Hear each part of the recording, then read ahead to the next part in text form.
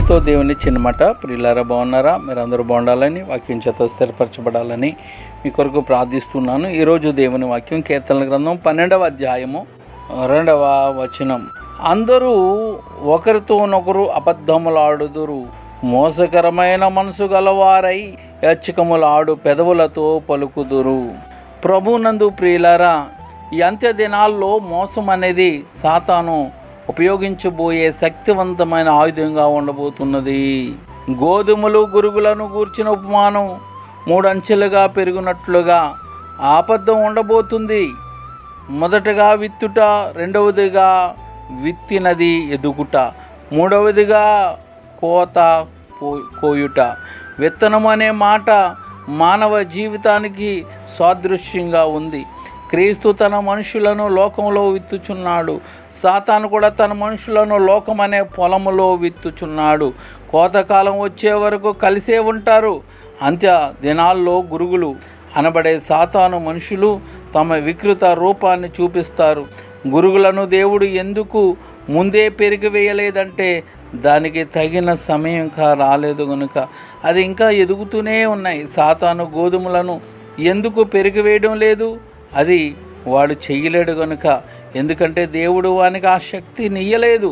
అవి గోధుమలు కావు అని చెప్పి నమ్మించలేడు. ఎందుకంటే ప్రజలకు నిజమేదో తెలుసు.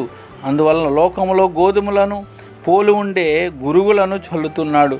అందువలన ప్రజలు నిజమేదో అబద్ధమేదో తెలుసుకోలేకపోతున్నారు. అయితే అవి పండినప్పుడు నల్లని కంకులు నిటారుగా నిలబడతాయి. బంగారు వర్ణంలో ఉండే గోధుమలు కిందికి వంగి ఉంటాయి. అది సంఘపు ప్రారంభ దినాల్లోనే ఈ గోధుమలను విత్తడం ప్రారంభమయ్యింది. దాదాపు అదే సమయంలోనే గురుగులు కూడా విత్తబడ్డాయి. మోసము, మరి ముఖ్యంగా మతపరమైన మోసం అనే ఆయుధాన్ని సాతానుడు ప్రయోగించి సంఘ విస్తరణను, పరిశుద్ధాత్మ కార్యాన్ని అడ్డగించాలనేదే వాడి ప్రణాళిక. కొత్త నిబంధనల్లో మోసం అనే మాట 19 సార్లు కనబడుతున్నది.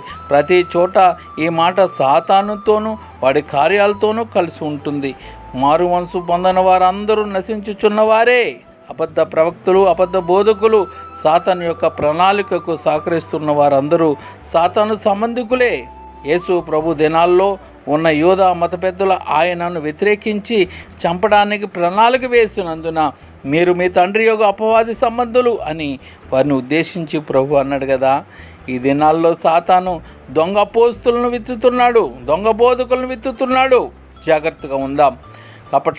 కపటము గల ఈ లోకంలో పెరిగిపోతున్నారు. కపటస్తులు అనేక మంది పెరిగిపోతున్నారు. 2 మాటలు మాట్లాడేవారు అనేకలు పెరిగిపోతున్నారు.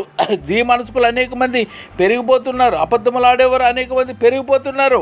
కాబట్టి మనము ఈ మాటల చేత మనము విని మన హృదయాలను కలవరపడకుండా, మన మనసులను కలవరపడకుండా వాక్యం వైపు మనం మళ్ళుకొని వాక్యానుసారంగా నడుచుకొని వాక్యము అనే కాపుదలలో దేవుని ఆశీర్వాదాలు పొందుకొని దేవుని సాక్షులుగా ముందుకు సాగిపోదాం.